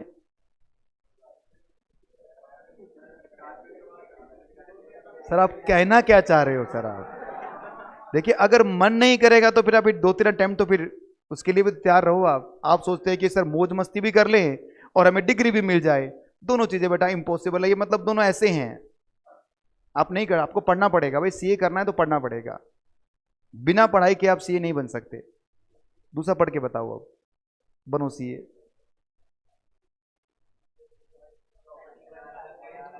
ये प्रॉपर्टी वन वाला केस है जहां पर आपका ईआर क्या हो जाता है। तीसरा बताओ।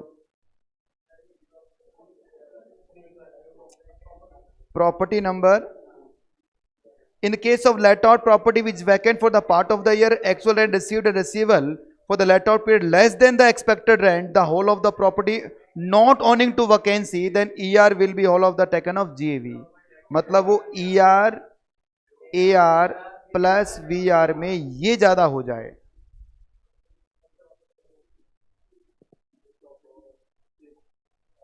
लास्ट वाला क्या है? प्रॉपर्टी नंबर 6 है, स्टॉक इन ट्रेड 2 साल के बाद में डीम टू लेट आउट हो जाएगा। अब ये जो है ना बच्चों, ऊपर क्या लिखा, जब जब ईआर पे टैक्स लगेगा तो इसका मतलब किस पे टैक्स लग रहा है? नोशनल पे टैक्स लग रहा है, ठीक है ना। ये लाइन याद रखना और बाकी सबको इग्नोर कर देना, हटा देना। कोई काम का नहीं है, कोई नई चीज भी नहीं है इसमें। बस इसमें ये बताने की कोशिश की है कि जब ईआर पे टैक्स लगता है ना बच्चों, तो उसे हम क्या बोलते हैं? नोशनल इनकम पे आपने टैक्स पे किया है instead of real income. Real के बजाय हमने किस पे टैक्स पे कर दिया है? नोशनल पे टैक्स पे कर दिया है। चलो भी बढ़ते हैं। चलिए आज मैं क्लास यहीं ख़त्म करूंगा आपकी, क्योंकि जो टॉपिक अब स्टार्ट करेंगे वो थोड़ा लंबे टॉपिक है। तो चलिए बच्चों, हैप्पी जन्माष्टमी सबको एक बार फिर से। भगवान कृष्ण आपकी सारी मनोकामना पूरी करें। और इन्हीं शब्दों के साथ में आज के अपने इस क्लास को मैं एंड कर रहा हूँ। और अब मिलते हैं फिर से अगली क्लास में, तब तक के लिए बाय, हरे कृष्णा।